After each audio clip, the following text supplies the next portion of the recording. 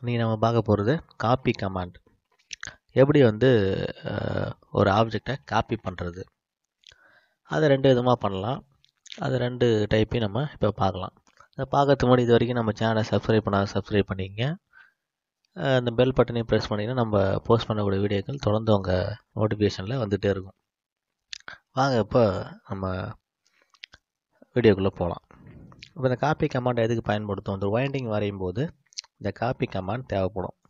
இப்போ ஒரு லைனை ஒன்று வரைஞ்சிக்கிறேன். இந்த வைண்டிங் வரைகிறதுக்கு நமக்கு இந்த காப்பி கமாண்ட் எப்படி பயன்படுது அப்படிங்கிறத பார்க்கலாம்.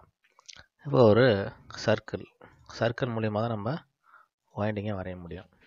இப்போ ஒரு சர்க்கிள் போட்டுக்கிட்டேன். இந்த சர்க்கிளை காப்பி பண்ணி ஒரே மாதிரியான சர்க்கிளை தொடர்ந்து நம்ம போட வேண்டியிருக்கோம். அதுக்கு என்ன பண்ணோம், இங்கே காப்பி கமாண்ட்னு ஒரு கமாண்டு.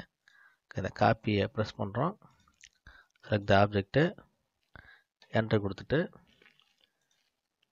அதே சைஸில் நம்ம தொடர்ந்து இந்த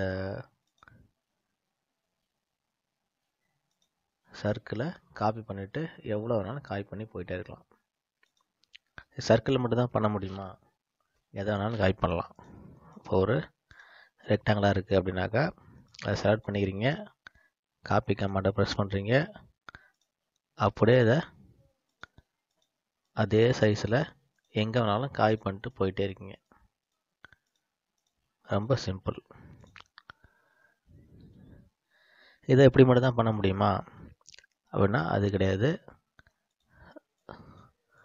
இப்படி இருக்குது, இப்படி ஒரு ஆப்ஜெக்ட் எடுத்துட்டோம், அதை செலக்ட் பண்ணிவிட்டு நீங்கள் ரைட் கிளிக் பண்ணிங்கனாலும் காப்பி கமாண்ட் இந்த மவுஸோட ரைட் கிளிக்கில் கூட நமக்கு கிடைக்கும். காப்பி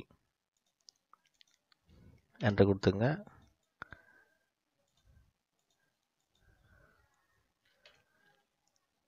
அப்படி கூட நம்ம காப்பி கமாண்டை பயன்படுத்த முடியும்.